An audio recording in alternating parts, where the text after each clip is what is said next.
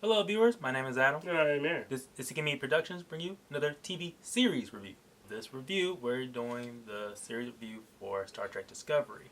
It is it was the first of many new Star Trek shows in this modern era, especially in the streaming era of television.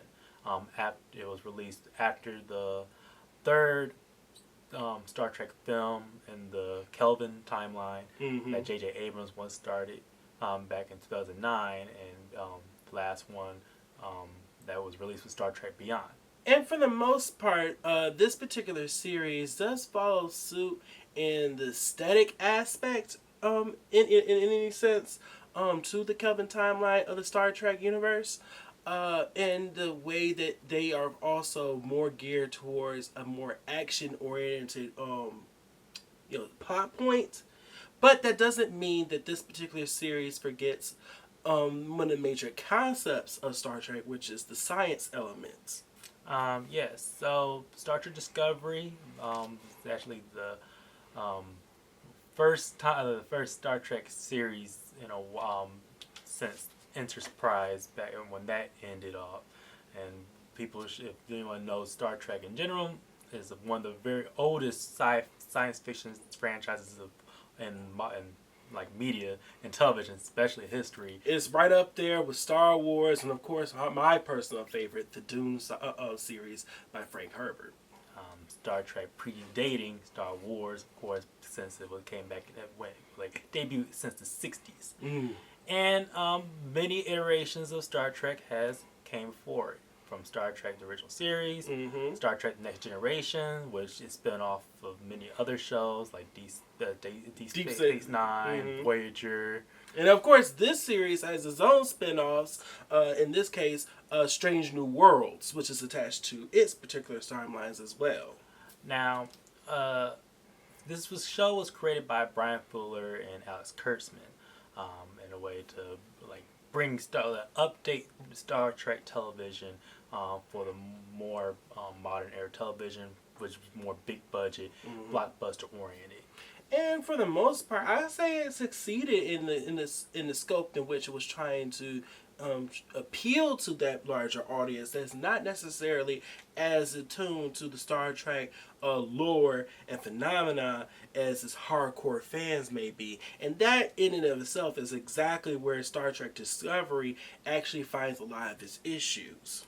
I will say Star Trek Discovery is a series that, it's not the perfect series by no means. No. In fact, as the series went about, it's very evident how the showrunners have changed the course of the show from the first season being a lot more mature Star Trek show. But as it continues on, it became more of the traditional general audience fare, which sometimes is usually the reverse in most other series like it. But specifically, what is the story that's surrounding Star Trek Discovery? What makes this particular entry in the franchise different than all its other contemporaries?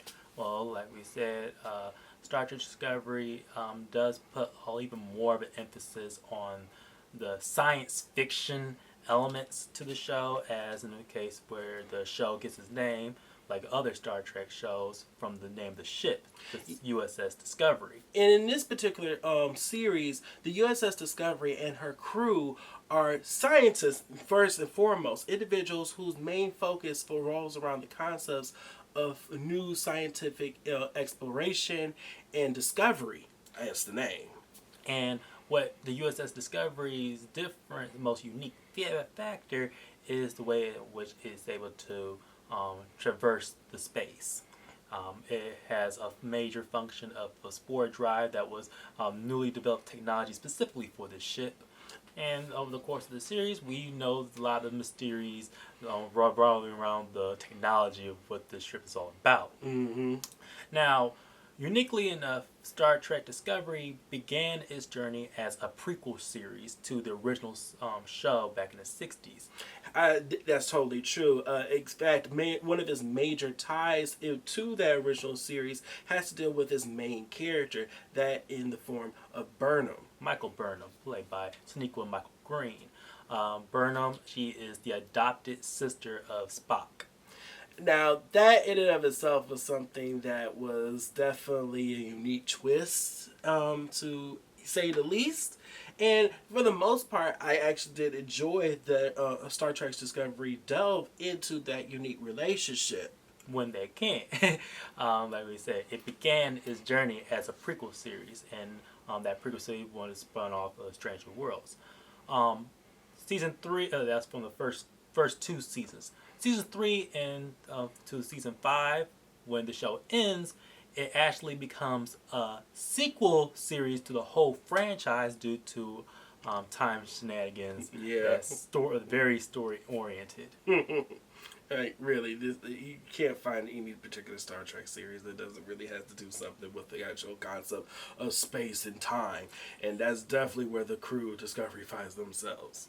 And a lot of each season feels like it has its own main villain or situation that spans into one entire season, from alternate reality versions of each other. Something again, the Star Trek franchise is not strangers to. Yeah. Of course, their tried and true enemy from the very first season doing that. Series. Well, the series being that of the Klingon Empire, then going further forward, so on and so forth.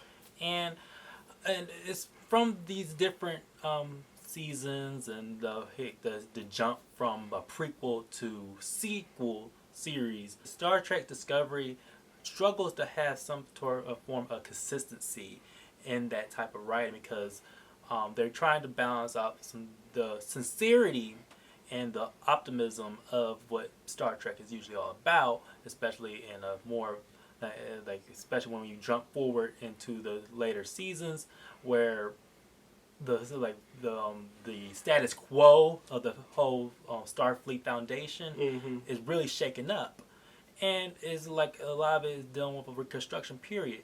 So main character of the show, Michael Burnham, she gets her start in the series as not a captain first, which is also a change in the Star Trek series formula. We actually see her rising up the ranks to that title. Yeah, it's very much a growth that you actually get to see with this particular individual. How, them actually finding their way to the captain's chair and actually earning the title of captain. And she starts off as a very flawed character. Oh yeah. To the point that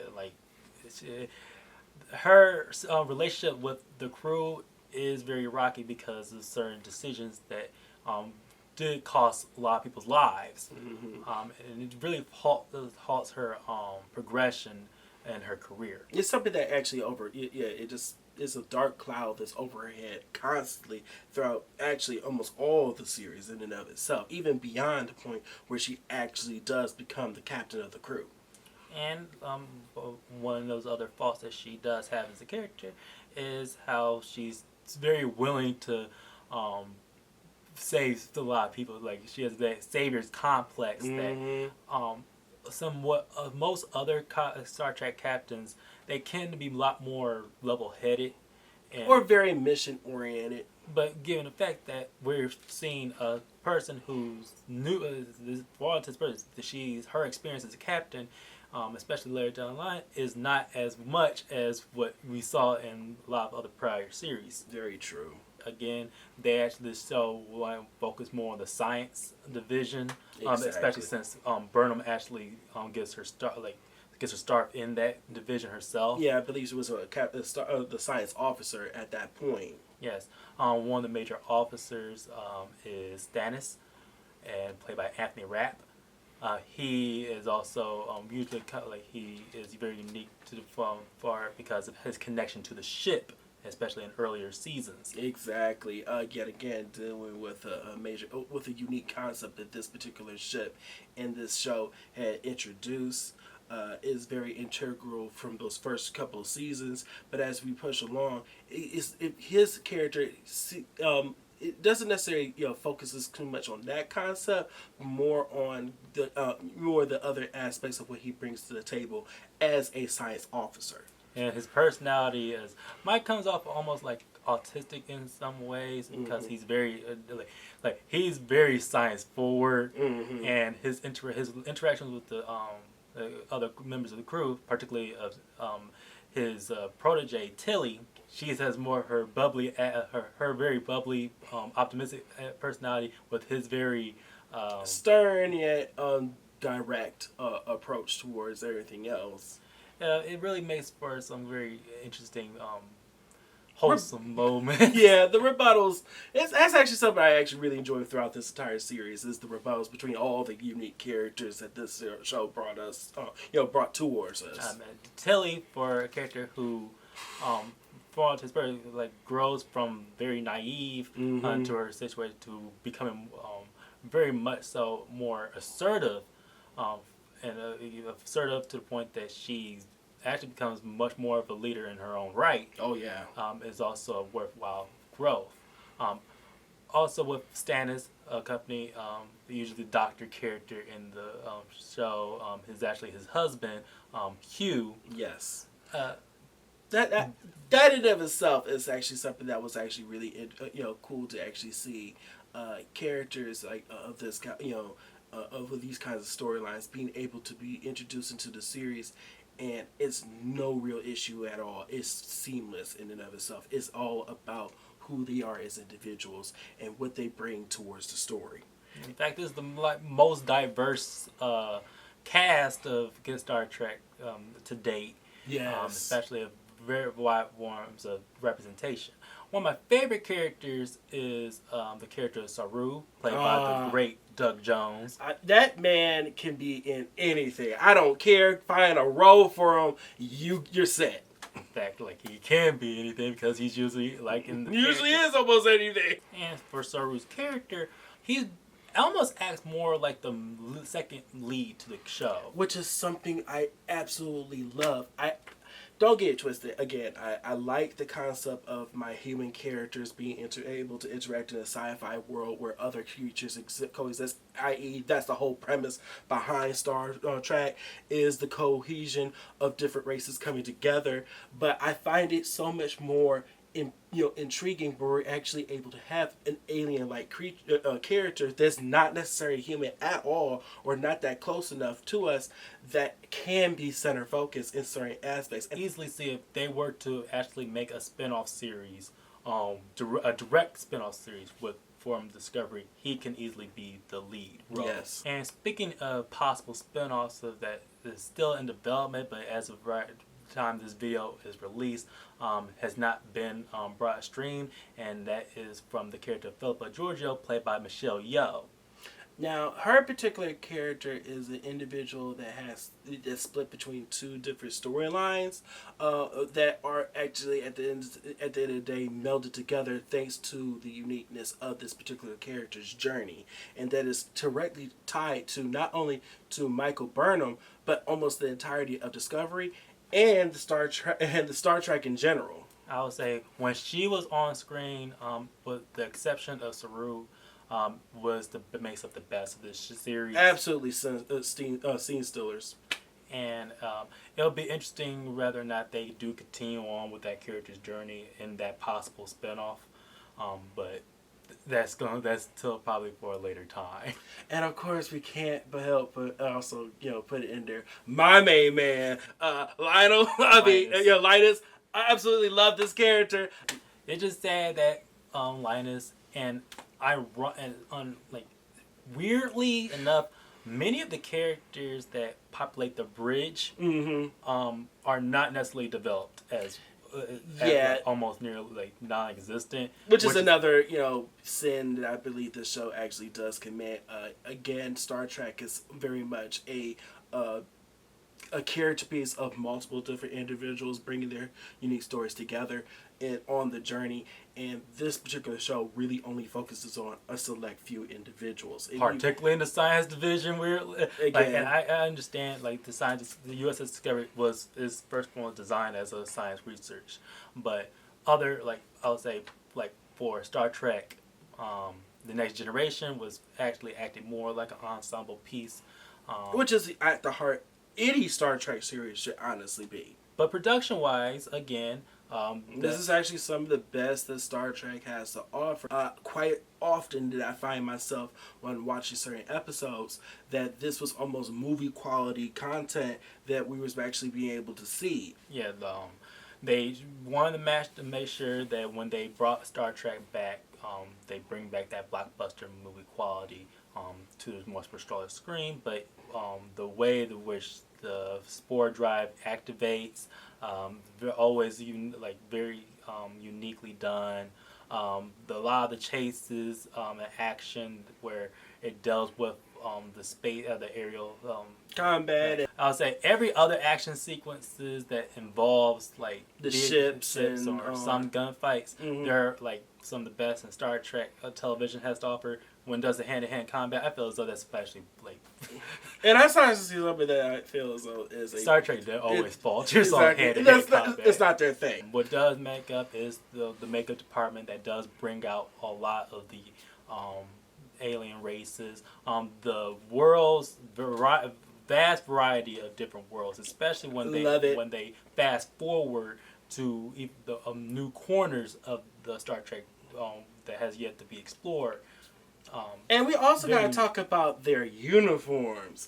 I absolutely love the design of their uniforms. I was a big fan of the first seasons, first couple of seasons take on one-dimensional. Very much it reminds me of the first, was a USS. And I wasn't really good. Plain blue. So but this one, as it goes forward, especially towards this last season, it of course brings in those traditional reds, yellows, and blues officer uniforms. But it has its own unique style to it, to where this jacket level is really cool. And actually something they also carry forward into the spin-off series of Strange New Worlds. Well, Strange New Worlds is just basically the original series. It's the original series, but they have a unique design towards those original outfits that I feel as though it's a comfort level that these particular costumes have. And I honestly, I want one so bad. And something that also very rare, likely enough, the main title sequence is also something that's obviously changes on the visual spectrum that helps to matches the season which they're in. Jeff Russo does his own unique Discovery score that's I like better than Next Generation. It warrants to be said. It should be reiterated that this is not a perfect series. In fact, Star Trek has done plenty of faults towards it. Mainly on how the story structure went with each season, but it's sincere. The show maintains a level of consistency with the sincerity of the messages that they try to convey, as well as it does all. It also helps that I can see this show getting a lot more of a fresher new audience due to the fact that the updated production values that the Star Trek Discovery was able to bring for modern Star Trek shows. So true. So, and for that, I'm all right with saying this is still a good series. Mm-hmm. Definitely looking forward towards what the next series has to bring in order to bring it back up towards the heights that we all understand that Star Trek can honestly could be. But for what they brought towards the table in this particular rendition, definitely worth the watch. My name is Adam. And I'm Aaron. This has been a Seek Me Productions. Be sure to like, share, subscribe, comment below. What's your familiarity with the Star Trek franchise? And basically, where y'all falter? Y'all like to be the yellows? Y'all like to be the blues? You like to be red? Where we talk about we're science officers. We're working on the bridge. Where we at? Which one y'all like to be? Comment below. Again, this has been a Seeking Me production, and also check us out on our social media outlets of X, Letterboxd, and Instagram for content we know that's post on this channel. Only so many hours left in the day. Not enough time to do it and post it out there for y'all, but we trying. And again, thank you for watching. See you.